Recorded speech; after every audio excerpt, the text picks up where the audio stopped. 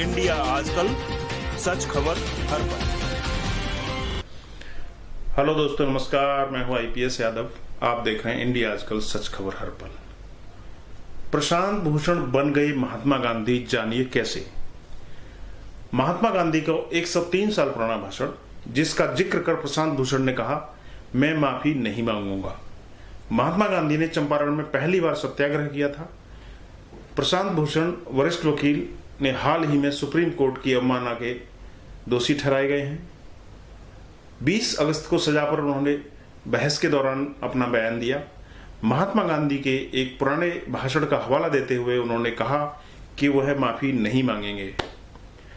भूषण ने कहा, मैं पूरी विनम्रता से यह दोहराता हूं जो राष्ट्रपिता महात्मा गांधी ने अपने केस में कहा था।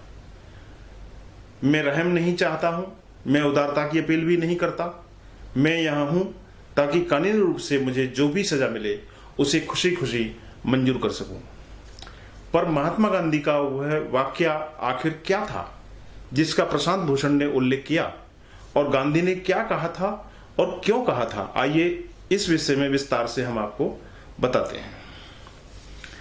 जब चंपारण गए थे महात्मा गांधी 15 अप्रैल 1917 को बिहार के चंपारण गए थे। उस समय चंपारण में किसान नील की खेती के चलते अंग्रेजों और नील प्लांटरों यानी नील के कारोबारियों के अत्याचारों से त्रस्त थे।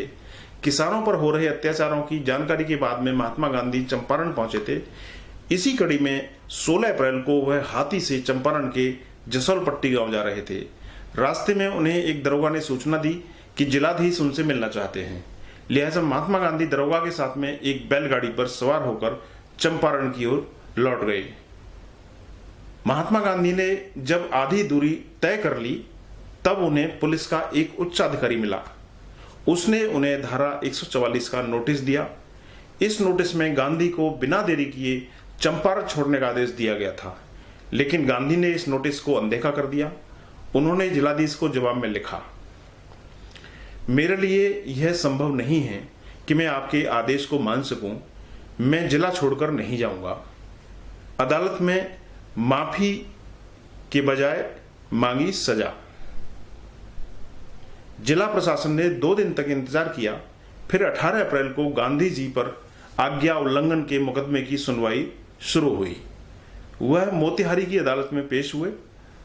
पुष्यमित्र की किताब चंपारण 1917 जब नील का दाग मिटा में गांधी ने जो कोर्ट में कहा था वह बयान छपा है।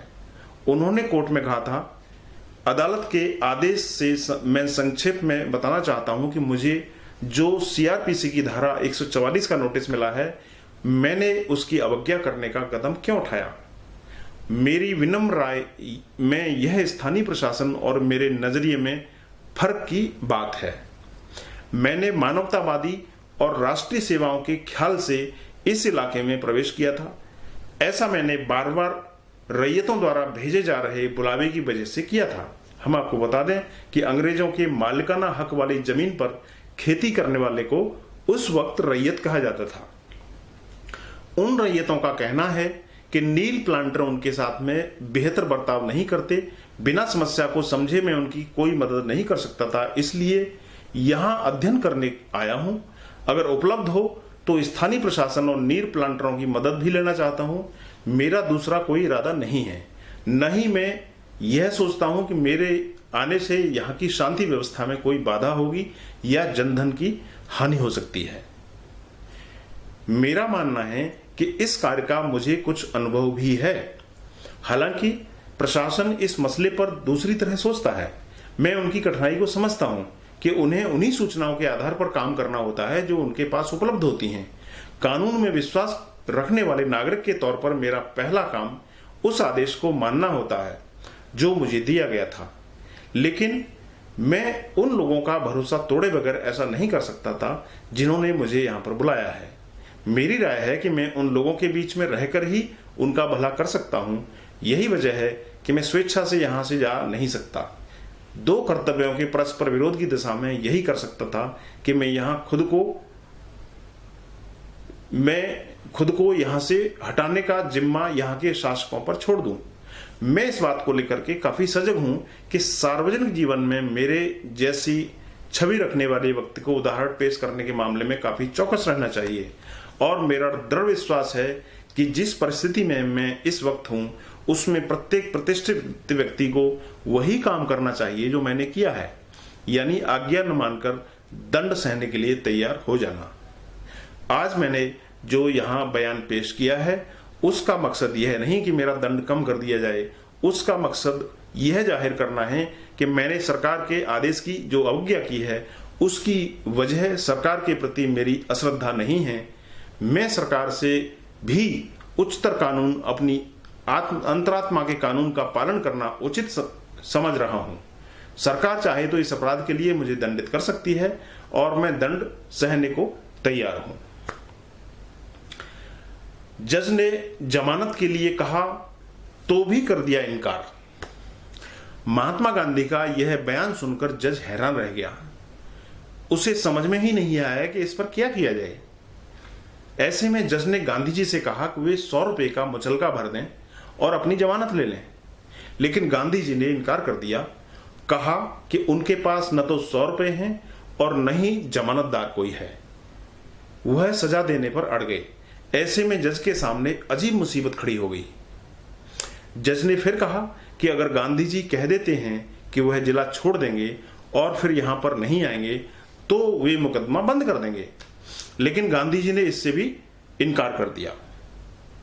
थक हारकर जज ने खुद ही महात्मा गांधी का मुचलका भर दिया और उन्हें जाने दिया। फिर यह केस भी खत्म कर दिया गया। तो दोस्तों, गांधी जी के मामले में तो जज को इस तरह से केस बंद करना पड़ा। अब देखना यह होगा कि प्रशांत भूषण के मामले में सुप्रीम कोर्ट 25 तारीख को क्या फैसला लेता है। वह उन्हें माफ कर देता है या फिर उनको सजा देकर के जेल भेजेगा। तो दोस्तों, फिलहाल ये वीडियो यहीं तक। आप देख रहे थे इंडिया आजकल, सच खबर हर पल। अगर आप चाहते हैं कि मैं ऐसे ही वीडियो और आपके सामने पेश करता रहूं तो मेरी आपसे गुजारिश है कि हमारे चैनल को सहयोग करें, सपोर्ट करें। इसके लिए आप चैनल को सब्सक्राइब सबसे पहले कर लें और फिर उसको शेयर करें दोस्तों को।